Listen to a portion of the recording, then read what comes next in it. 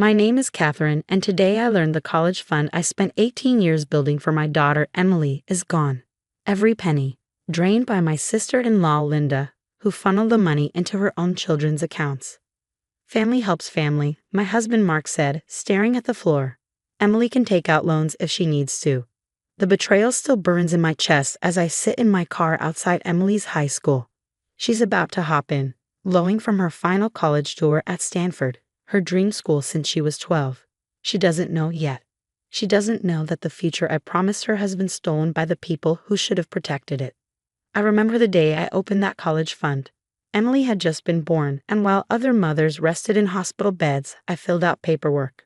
I wanted my daughter to have every opportunity I'd never had.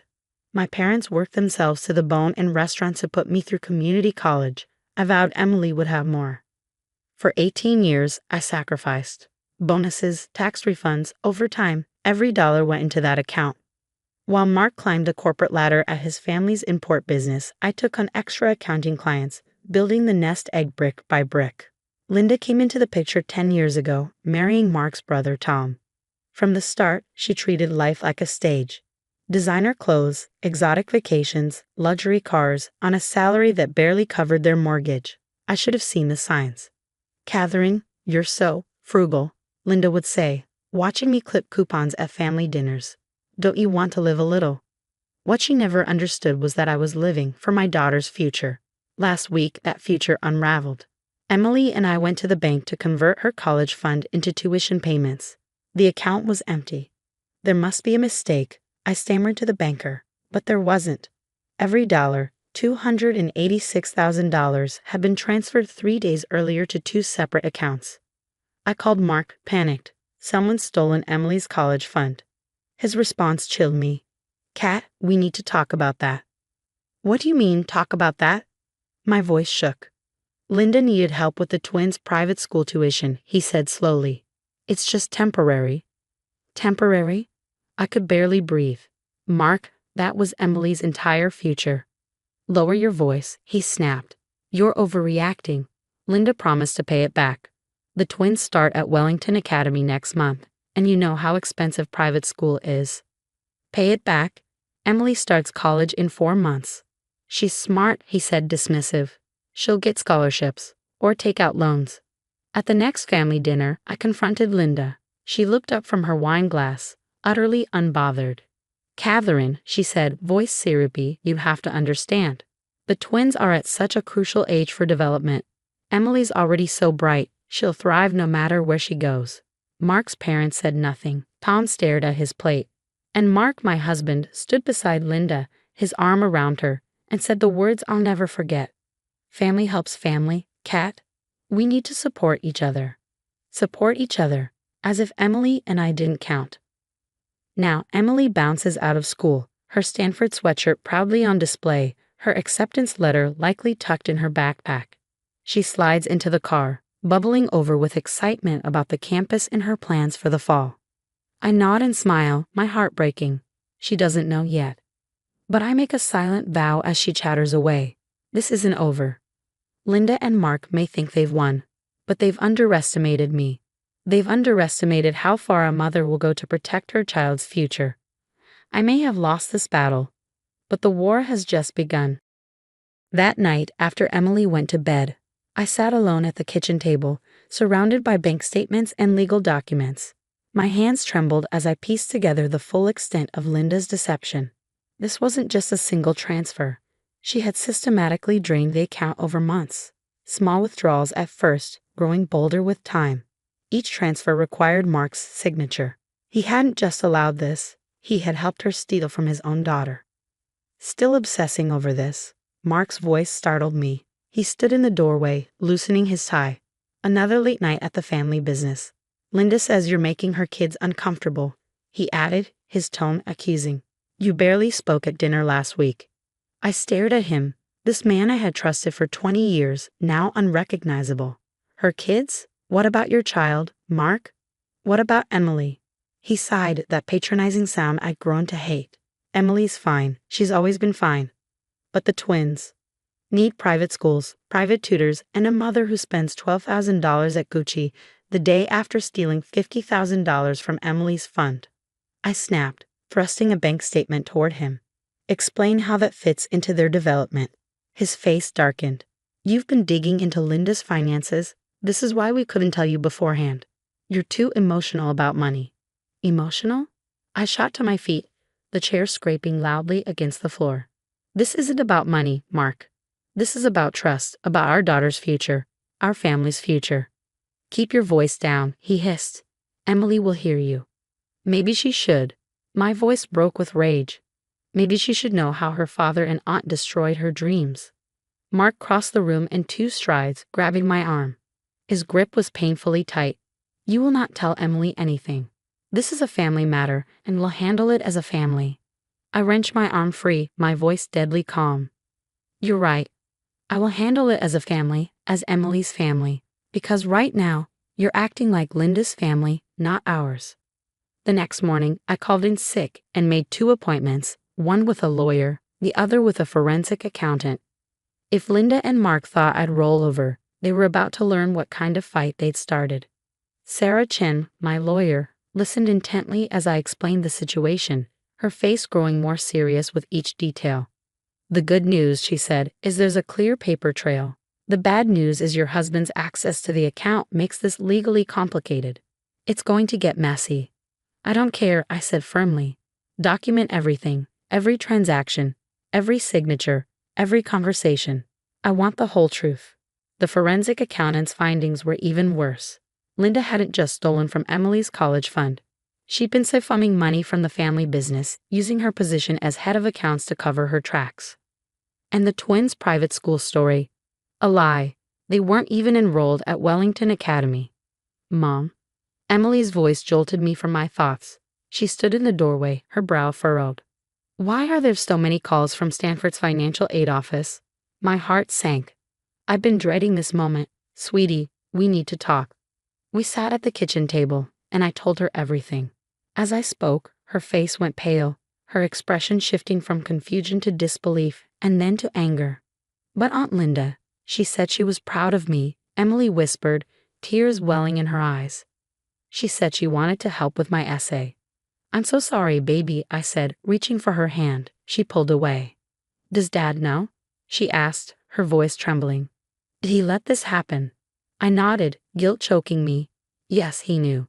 But Emily, listen to me, this isn't over. I'm fighting this. I won't let them take your future away. Emily stood abruptly, tears streaming down her face. I hate them, she choked out. I hate all of them. She ran upstairs, slamming her door behind her. I wanted to go after her, but my phone buzzed. A text from Sarah, meeting tomorrow at 9. Bring all documentation. We found something big. As I lay in bed that night, listening to Emily's muffled sobs through the wall, my phone lit up again. This time, it was Linda.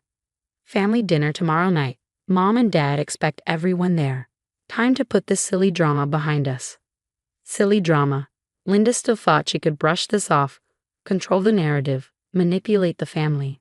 But tomorrow, before dinner, I'd be in Sarah Chen's office, uncovering just how deep this betrayal ran. Linda wanted a family dinner. Fine. I'd show up. But it wouldn't go the way she expected. Because as Linda loved to remind me, family helps family, and I was about to help her understand exactly what happens when you cross a mother protecting her child. Sarah Chen's office was deathly quiet as she spread the documents across her desk. My heart pounded as I scanned the forensic accountant's final report. It's worse than we thought, Sarah said, her voice low. Linda hasn't just been stealing from your daughter's college fund. She's been embezzling from the family business for years. The designer clothes, the luxury car, the exotic vacations, all of it paid for with company money. She's been falsifying records to cover her tracks. My stomach turned. Does Tom know? My father-in-law? Sarah shook her head. According to these records, only Linda and Mark were aware. Your husband's been helping her, likely in exchange for her helping him skim funds from the company too. The pieces snapped into place. Mark's late nights, his defensiveness, his insistence on controlling our finances. How much are we talking about? I whispered. Nearly $2 million over 5 years, she said grimly. I left Sarah's office with a file full of evidence in a single focus. The family dinner wasn't just about Emily's college fund anymore. It was about exposing years of betrayal. At home, I found Emily packing boxes in her room. "Honey, what's going on?" "I applied for student loans," she said without looking at me. "I'm deferring Stanford for a year. I'll work full-time and maybe take a few community college classes." Her voice cracked. "I can't stay here, Mom. I can't look at Dad or Aunt Linda anymore." I sat on the bed beside her. "Emily, before you make any decisions, I need you to come to dinner tonight." She shook her head, her expression wary. "I can't." I took her hand, squeezing it gently. "Trust me on this. Just this once." That evening we arrived at my in-laws' house. Everyone was already seated. Linda, dressed in what I now knew was a designer dress bought with stolen money, was laughing loudly at the center of attention. Mark sat beside her, a faint smirk on his face. "Catherine, Emily," my mother-in-law exclaimed. "We were just discussing the twins' exciting news. They've been accepted into Wellington Academy's gifted program." Linda beamed, clasping her hands theatrically. "It's such an exclusive program. The tuition is astronomical, but you know what they say, you have to invest in your children's future, right, Catherine?" I forced a smile as I set my briefcase on the table. "Funny you should mention investing in children's futures, Linda. I've been doing a bit of that myself lately." The room fell silent as I opened the briefcase and began pulling out documents. "For instance, I hired a forensic accountant," I said, holding up a stack of papers. "Would you like to know what he found?" Linda's smile faltered. Mark shifted uncomfortably in his seat. "Catherine, this isn't the time," Mark started, but I cut him off. "It's exactly the time.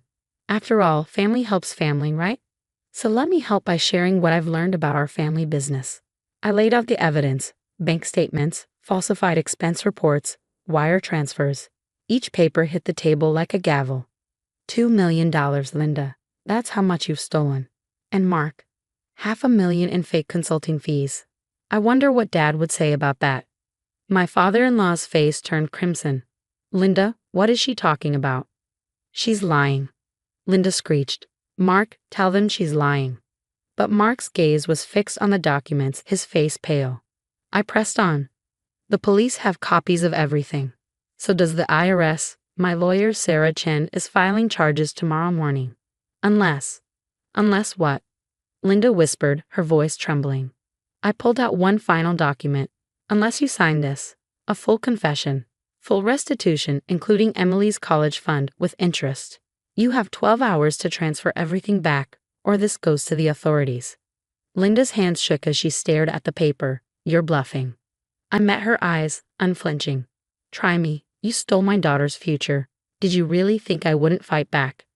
Chaos erupted. My father-in-law demanded answers only to collapse into silence when the scale of the theft became clear. The gifted program was a lie. Linda had spent the supposed tuition money on herself. Mark begged for forgiveness, claiming he only helped Linda to keep peace in the family. But as Emily later said, he chose his peace over his daughter's future. Linda signed the confession. Every penny of Emily's fund was returned with interest. She and Mark now face company sanctions and potential criminal charges. Family ties may run deep, but $2 million cuts deeper. That night, Emily and I packed our things and left. She's starting at Stanford this fall, her dreams restored. Mark sends emails begging for a second chance, but some bridges, once burned, can never be rebuilt. Yesterday, Linda had the audacity to send me a letter. "You've ruined my life. How could you do this to family?" I sent back a single sentence. "I did exactly what you taught me. I put my child first." Sometimes family isn't who you're born into, but who stands by you when it matters. And sometimes the best revenge isn't just surviving betrayal, it's thriving in spite of it. Emily and I are having dinner tonight to celebrate her Stanford orientation. It's just the two of us, but we've learned something important. A family of two, built on love and trust, is worth far more than a house full of lies. To anyone who's ever been betrayed and told to keep the peace, don't. Peace isn't worth your dreams. Stand up, fight back, because real family would never ask you to sacrifice your future for their comfort. Now I want to hear from you. Have you ever had to choose between keeping the peace and doing what's right? What would you have done in my place? Share your story below.